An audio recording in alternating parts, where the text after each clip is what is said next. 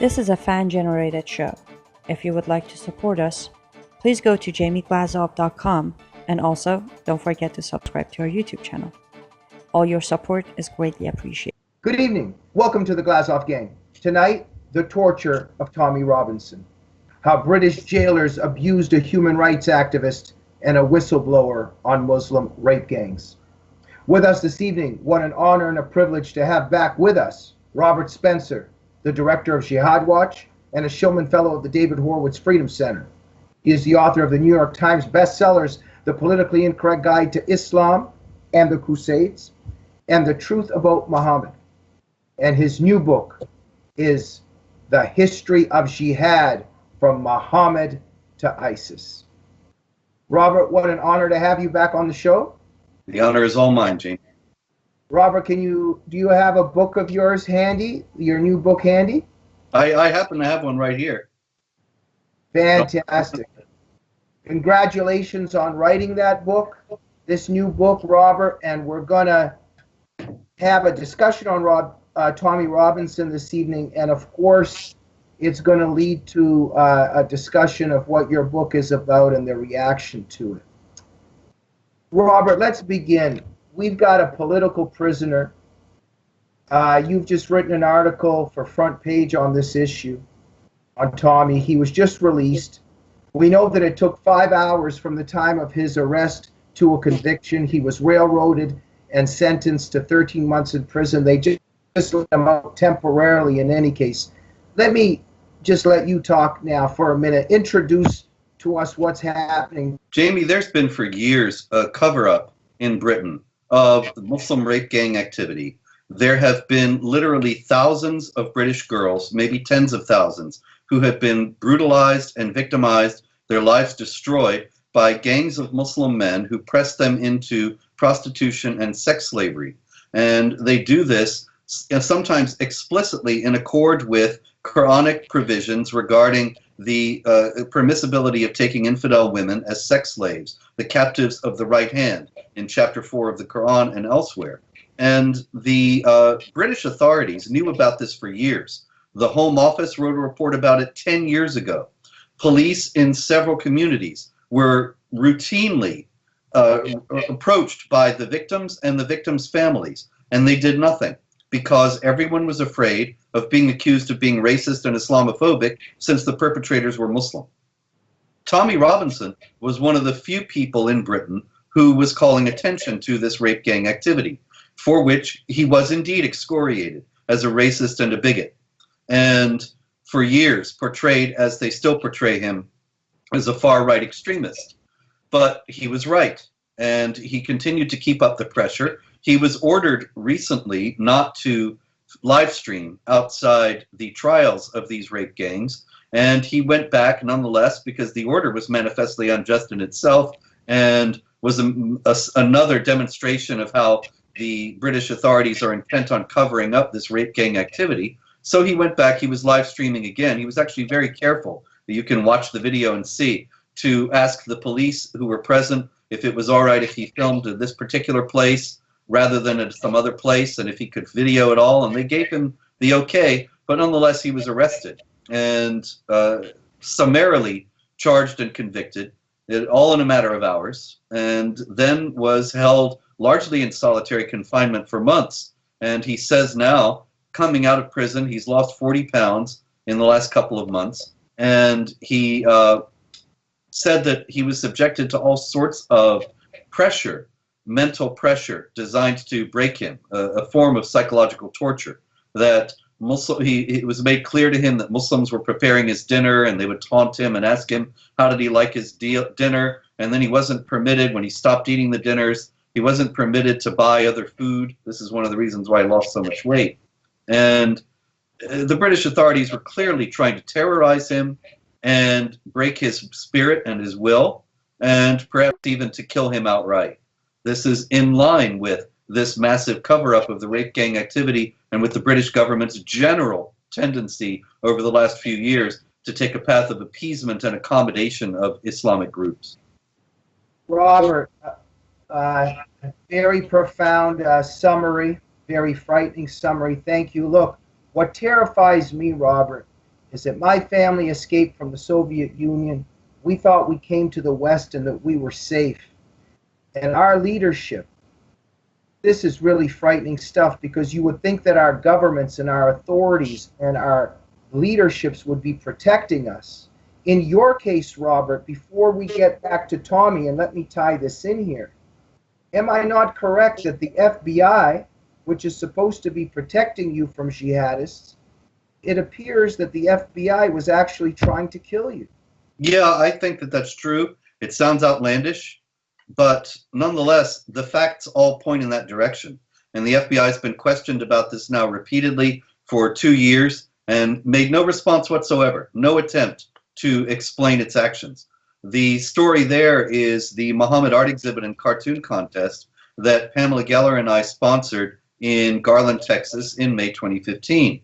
The idea was to defend the freedom of speech and stand up to violent intimidation to the Islamic bullies who were saying, we're going to kill people who draw cartoons of Muhammad. We were going to defend the freedom of speech. A couple of jihadis from Phoenix, Arizona, drove 8 hours to the Dallas suburbs and opened fire in the parking lot, whereupon they were killed by our security team. Now, we did not know at the time, but discovered later, that an undercover FBI agent had been in contact with these two Muslims from Phoenix. He had egged them on, telling them to tear up Texas. He had encouraged them in this way and was actually following them in the car behind them into the parking lot when they drove into our event, and then got out of their car and started shooting. And so the FBI clearly knew that this attack was going to take place. But what did they do? Now let me ask you this, Jamie. If you were an FBI agent and you knew that there was going to be an ISIS-inspired attack on American soil, would not you have a large contingent in place to prevent it? Wouldn't you have 50 guys or 100 guys, personnel there, women as well, but people who were going to stop this attack? And yet the FBI had no one there, only the undercover agent who did nothing to stop the jihadis, and as a matter of fact had encouraged them. So it seems to me to be an inescapable conclusion that the FBI wanted this attack to succeed. This is the Obama years, this is 2015, and Obama had said the future must not belong to those who slander the Prophet of Islam. And so it seems to me that the only conclusion that can be drawn is that Obama wanted, or the FBI wanted, to make an example of us, to show this is what happens if you violate Sharia blasphemy laws, and everybody better fall into line. Thank you, Robert. And look, this is really frightening stuff here, because you're one of the leading noble human rights activists and scholars in the West that's leading a battle against Sharia oppression of Muslim people as well as non-Muslim people. You're telling the truth about what jihad is, about what Sharia is, and fighting on behalf of its victims. And we know what the left and also Islamic supremacists, how they try to twist this and try to paint people like you as the bad ones. And now the authorities, as you're pointing out, even our intelligence agencies, arguably, at least under Obama, were persecuting you and putting your life in danger. Now let's go across the Atlantic Ocean now to Tommy Robinson. Now in the UK, for more than 10 years now, the authorities turn their backs, and they say that up to 1 million Kafir girls, non-Muslim girls, were victimized by these Muslim rape gangs. And the child services, the police, the authorities all turn their back. And yet, Tommy Robinson has to go to prison over these foolish technicalities. Now, am I correct that he was in a certain prison? Yes, he was in a prison with a large Muslim population. He was actually moved there by the British authorities from a prison that had less of a Muslim population. And it was at the second place that he was obliquely threatened with the taunting about his dinners, and it was made clear that Muslims were preparing his food. It was very clear that the British government wanted to see him either injured or killed. Frightening stuff. Look, there's other, Ezra Levant has unveiled a lot of this stuff. He's talked to Tommy, powerful interviews with him. We're finding out now that, yes, Tommy lost 40 pounds because he didn't even know what the Muslims were putting in his food. We know that he was put into an isolation cell. We know that the Muslims inside that prison were spitting into a little slot that was in his cell. They were throwing feces into his cell. In terms of the overwhelming heat, there was a window there, but he had to keep it closed because of everything they were throwing in there. We've also found out that on at least 3 occasions, his cell was quote-unquote accidentally not locked. Robert, I think it's impossible not to conclude the authorities themselves are trying to get Tommy killed, correct? Absolutely. And this is all of a piece with the Theresa May government's fiction that there is some right-wing extremist threat that is equivalent to the jihad threat.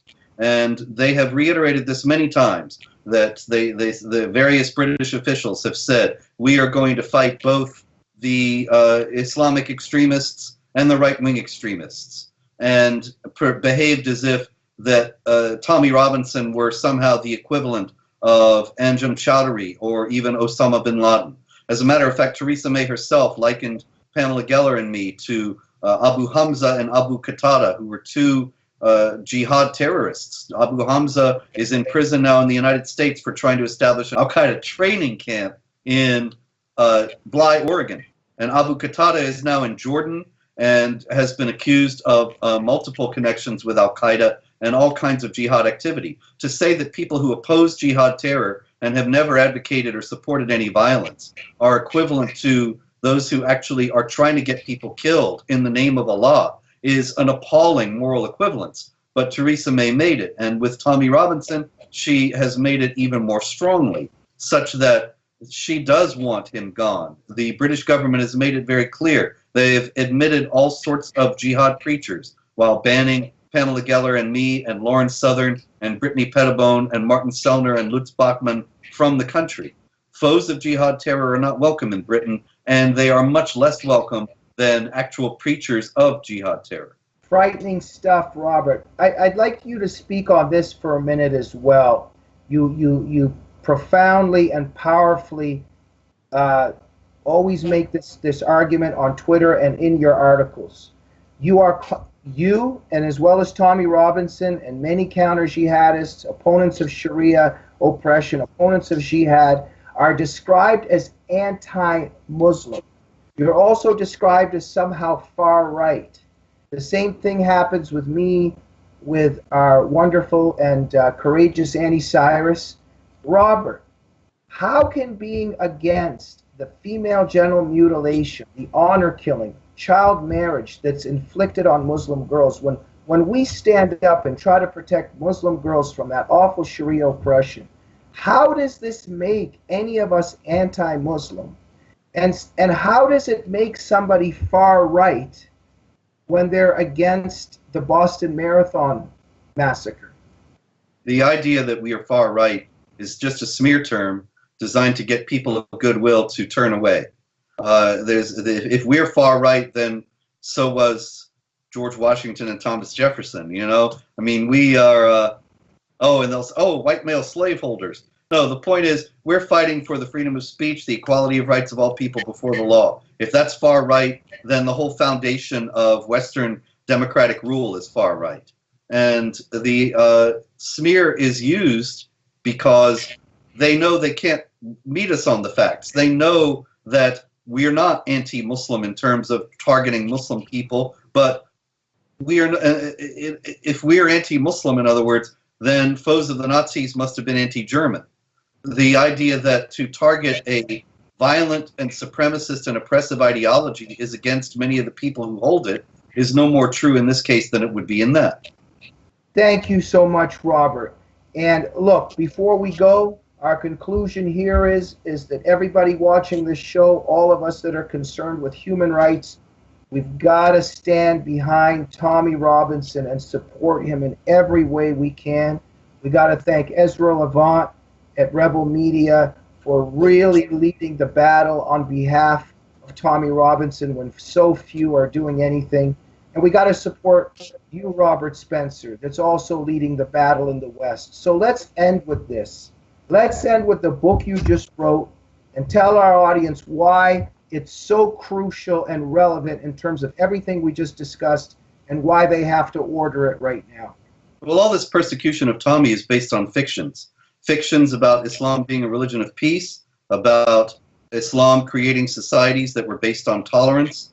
And Tommy is persona non grata and is smeared as evil because he doesn't hold to those things. But reality keeps breaking through. It was Muslims who were threatening and brutalizing him in prison, not the other way around.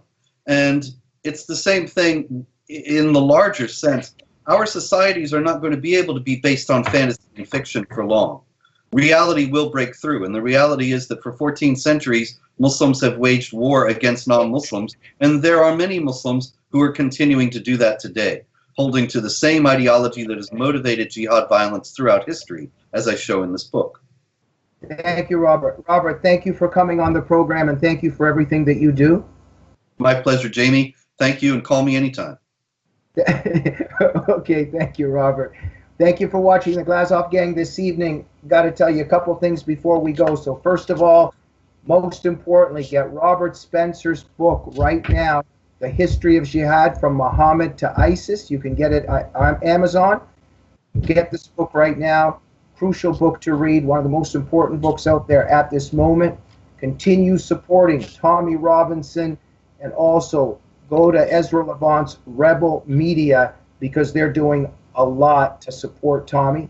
And please remember, we're a fan-generated program. So go to jamieglazov.com and support our show if you like and support what we do.